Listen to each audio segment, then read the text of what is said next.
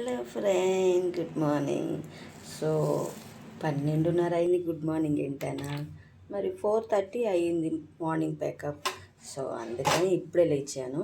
కొంచెం టీ తాగి ఇల్లు చాలా క్లీన్ చేయాలి. బట్టలు, పిల్లలు. మనం ఫ్రూట్స్ మార్కెట్కి వెళ్ళి ఇంట్లో ఉంటే మ్యాంగో తినాలి, షూట్లో ఉంటే యాపిల్ తినాలి. ఎందుకంటే చాలా హీట్ కదా ఫ్రెండ్. సో బాబుకి కొంచెం చికెన్ బిర్యానీ ఉండేసి చాలా పని ఉంది. ఈవినింగ్ టచ్లోకి వస్తా. రజనీ అంటేనే కిచెన్. ఆ కిచెన్లో చికెన్ లేకపోతే ఎట్లా ఫ్రెండ్? మనము తినము, మన పిల్లలు తింటారు కదా ఫ్రెండ్. సో సాయిబాబా. ఓకేనా ఫ్రెండ్, బాయ్. మళ్ళీ 4:30కి ఈవినింగ్ కలుస్తా. బాయ్. ఎలా ఉన్నారు? అమ్మకి ప్రేమతో సీరియల్ పేరు జెమిని, తప్పకుండా చూడండి.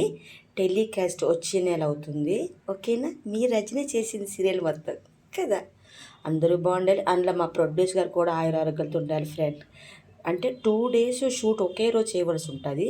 అంటే ఈరోజు సెలవు కదా, ఎవరిది ఒక్క రూపాయి కూడా ఉంచుకోరు మా సార్. ఏమనుకున్నారు? అట్లా ఉంటుంది. ప్రతి లైట్ ఆఫీసర్, ప్రతి టచ్ అబ్బాయి కష్టం కూడా ఉంచుకోరు. సో 2 days అమౌంట్ ఇచ్చేశారు. సో మా సార్ మాత్రం చాలా బాగుండాలబ్బా. సారే కాదు, పిల్లలు, ఫ్యామిలీ, నానమ్మ, అమ్మమ్మ అందరూ బాగుండాలి.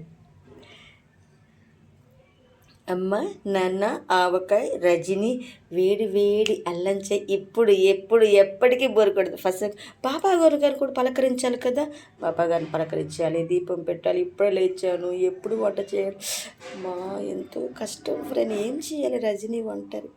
కోర్స్ ఇన్స్టా పెద్ద ఫ్యామిలీ ఉందనుకోండి, సాయికి ఆకలి వేస్తుందంట. సాయి అంటే నా కొడుకు ఫ్రెండ్.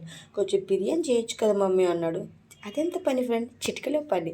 సో నేను షూట్లో ఉన్నప్పుడు స్విగ్గీ, జొమాటో వాళ్ళు పెంచుతాడు. షూట్ లేనప్పుడు నేను వాడిని పెంచాలి. అంతే తేడా.